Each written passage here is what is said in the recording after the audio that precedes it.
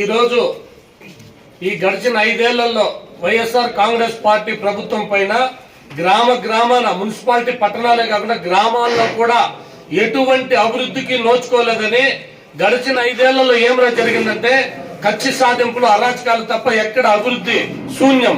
అందువల్ల ఈ రోజు పలమనేరు మున్సిపాలిటీకి సంబంధించి 18వ వార్డు మన 12వ వార్డుకి సంబంధించి గడ్డూరు గ్రామం ఇంకా సుమారు 25 నుంచి 30 కుటుంబాలు ఈ రోజు తెలుగుదేశం పార్టీ గతంలో జరిగిన అమరన్న గారు చేసిన అభివృద్ధి తప్ప ఈ 5 ఏళ్లలో మాకు ఎటువంటి ఇసుమంతైనా కూడా మాకు అభివృద్ధి కానరాలేదు అనే ఉద్దేశంతో ఈ రోజు అమరన్న గారి పైన నమ్మకంతో ఖచ్చితంగా అమరన్న గారు గెలుస్తారు.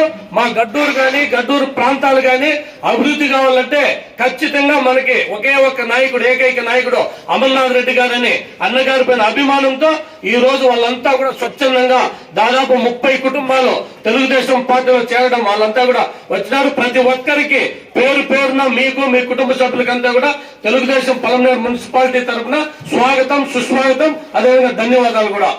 అదేవిధంగా ఈ రోజు పార్టీలో చేరుతున్న వారిలో మన సీనియర్ వైఎస్ఆర్ కాంగ్రెస్ పార్టీ నాయకులు కేశవులు గారు, సింగిల్ విండో డైరెక్టర్ గారు కూడా వాళ్ళు ఈ రోజు మన అమరన్న గారి ద్వారా మన పార్టీలోకి వస్తున్నారు. వారికి స్వాగతం, సుస్వాగతం. అలాగే వేసుకున్నారంటే రండి. దొరసామి గారు, ఆయన కూడా వైఎస్ఆర్ కాంగ్రెస్ పార్టీ నుంచి తెలుగుదేశం పార్టీలో వస్తున్నారు, సీనియర్ నాయకులు. అలాగే ఉమాపతి గారు,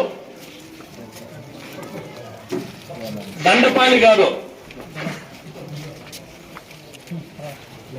వెంకటరమణ గారు, నాగా గారు, కార్తీక్ గారు, రెడ్డి గారు, శివాజీ గారు, లక్ష్మీపతి గారు, సుబ్రహ్మణ్యం గారు, రాజేష్ గారు,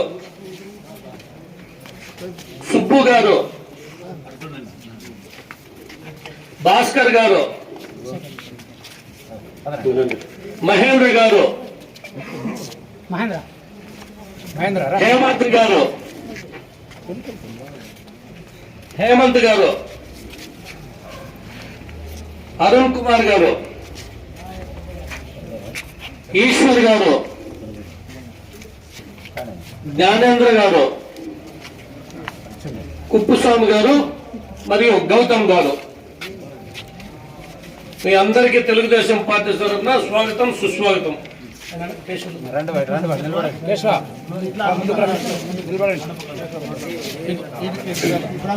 తెలుగుదేశం పార్టీలో చేరుతున్నారు. వాళ్ళంతా కూడా మాజీ మంత్రివర్గమైన ప్రీతం నేత పెద్దలు అమర్నాథ్ రెడ్డి గారికి సత్కారం చేయడం జరుగుతుంది. గడ్డూరు గ్రామ ఈరోజు అన్నగారికి తర్వాత గజమాలతో సత్కారం చేయడం జరుగుతుంది. అమరన్న గారి నాయకత్వం, గారి నాయకత్వం, గారి నాయకత్వం, తెలుగుదేశం, స్వామి సీనియర్ నాయకులు అన్నగారికి సన్మానించారు.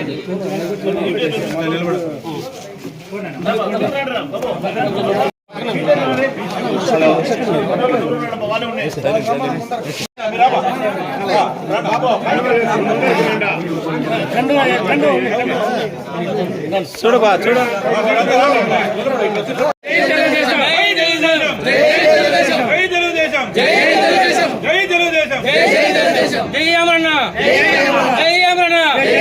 మన ఓటు అమ్మనానికి గెలిపించుకున్నాం.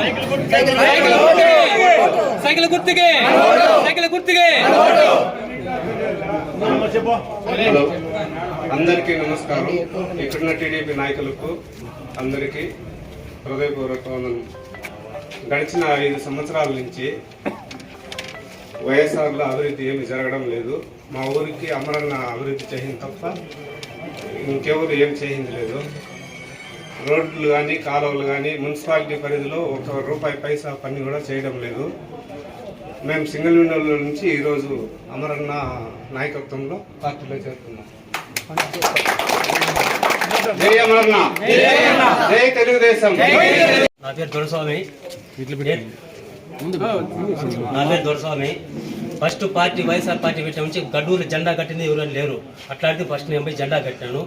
కానీ ఆ రోజు నుంచి ఈ రోజు దాకా మా ఊర్లో ఏ అభివృద్ధి మాకు చేసింది మాకు తెలియదు.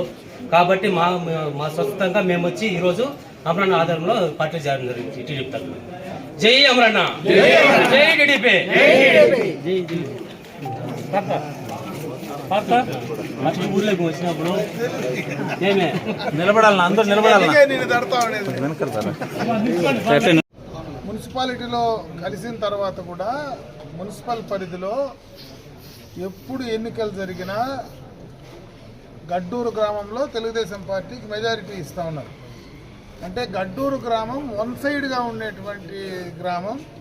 అయితే గత ఎన్నికలప్పుడు కొన్ని కారణాల వల్ల కొంతమంది దూరం అవడం కూడా వాస్తవం. అయినా ఆ ఎన్నికల్లో కూడా మెజారిటీ ఇచ్చినటువంటి గ్రామం ఏదైనా అంటే గడ్డూరు గ్రామం. మళ్ళీ ఈరోజు గడ్డూరు గ్రామం తెలుగుదేశం పార్టీ స్థాపించినప్పుడు 1983లో ఏ రకమైనటువంటి పరిస్థితులు ఉన్నాయో అదే రకమైన పరిస్థితులు ఈరోజు క్లియర్ కట్గా గడ్డూరు గ్రామంలో కూడా కనపడుతున్నాయి. మళ్ళీ వన్ సైడ్గా ఆ గ్రామం మొత్తం 100% తెలుగుదేశం పార్టీకి కంచుకోట్లేగా మంచి మెజారిటీ ఇస్తారని తెలియజేసుకుంటూ గత ప్రభుత్వంలో కొన్ని కార్యక్రమాలు ఆ గ్రామానికి చేశాం. ఇంకా చేయవలసినవి కూడా చాలా ఉన్నాయి. గత ప్రభుత్వంలో శాంక్షన్ చేసినటువంటి కార్యక్రమాలు కూడా చాలా వరకు ఆగిపోయినాయి.